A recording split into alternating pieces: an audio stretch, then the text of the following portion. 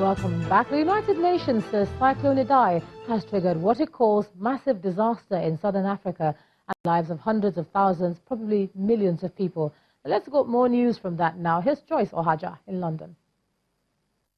Good evening from the Channel's newsroom in London.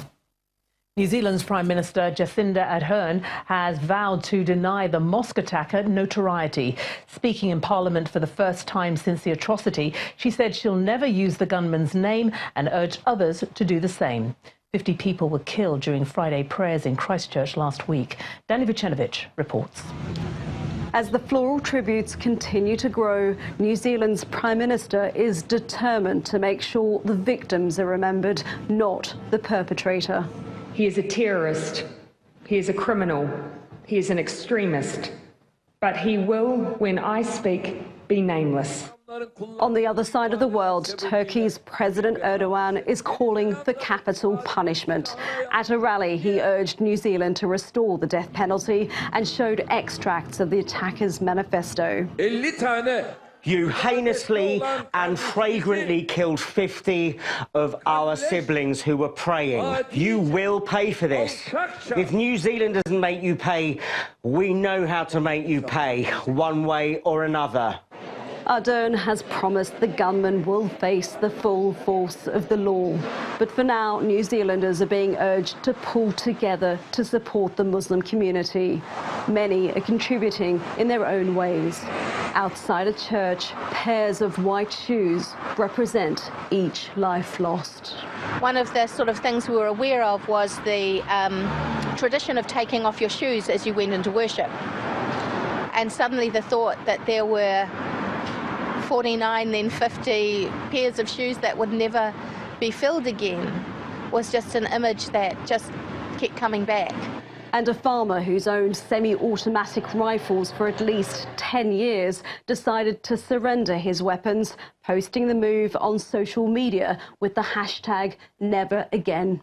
I couldn't in all conscience keep my semi-automatic rifle once I knew how I felt about them in the country, and so it just seemed like the right thing to do. The country's Prime Minister has already announced that gun laws will be reformed. The details are due to be presented this week. Danny Vucinovic, Channel's Television News.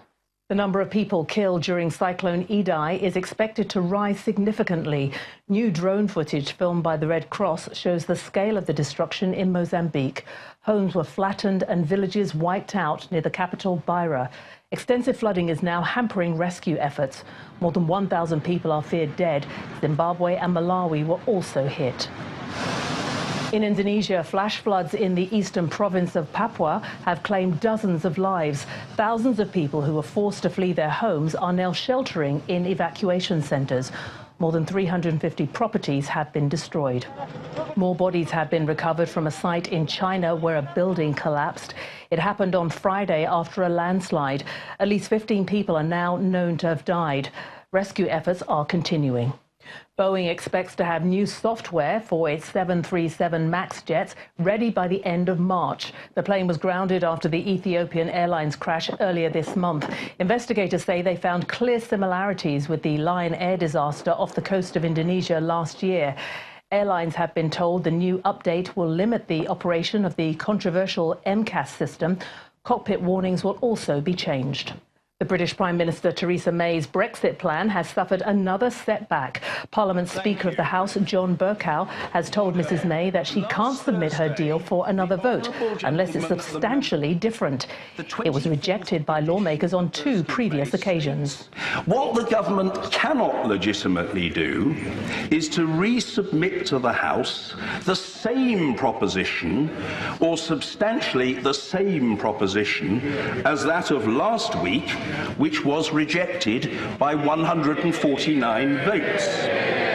With the UK due to leave the EU at the end of next week, the ongoing uncertainty is also causing some frustration in Europe. The clock is ticking and time is running out, and we are really exhausted by these negotiations, and I expect clear and precise proposals of the British government. And finally, an unusual sight in the U.S. state of Nebraska. Giant blocks of ice had been dumped across the town of Niobrara. In some areas, they were piled up to 10 feet high.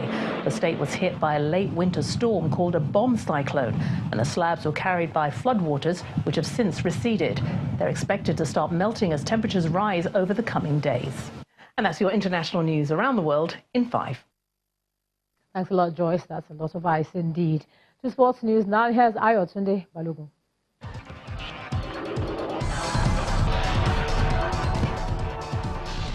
Many thanks, Ijoma. Europe-based stars John Ogu, Ogenekaro Tebo, Francis Uzoa, Victor Osimhen and Henry Onyekuru were the last batch of players that arrived at the Super Eagles camp in Asaba, as head coach Gennett Roer received a full complement of his 23 invited players.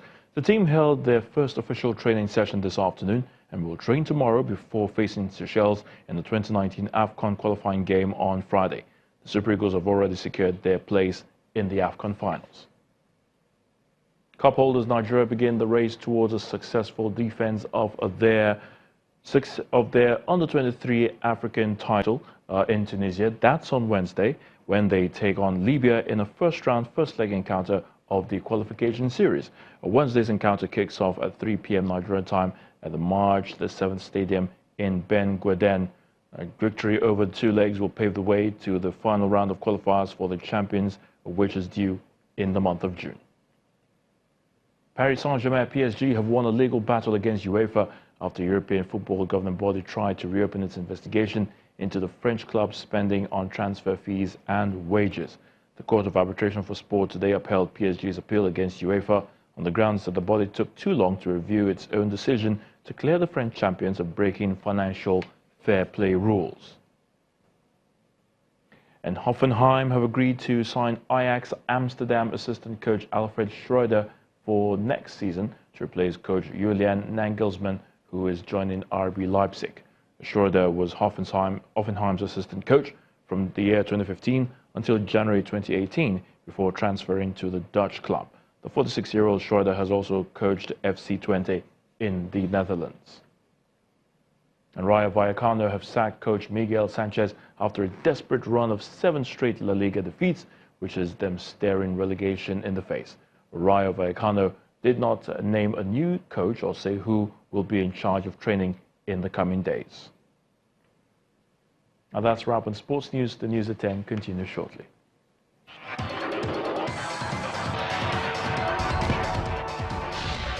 Thanks a lot, Ayotunde. And the main news again. The Federal High Court in Abuja today stopped INEC from proceeding with the collation and announcement of the governorship election in Bauchi State held on March the 9th, 2019. The court's order followed an ex parte application filed by the APC and its candidate, the Bauchi State Governor, Muhammad Abubakar. Also today, indigents of southern Kaduna took to the streets of Abuja in protest against continued killings in Kajuru Council, even as Kaduna State government insisted on ending the menace. And the United Nations today declared that Cyclone Idai triggered a massive disaster in southern Africa, with the death toll rising to over 1,000 across affected countries. And that's the news at 10 tonight. Thanks so much for staying with us. I'm Ijoma Onyato. You have a good night.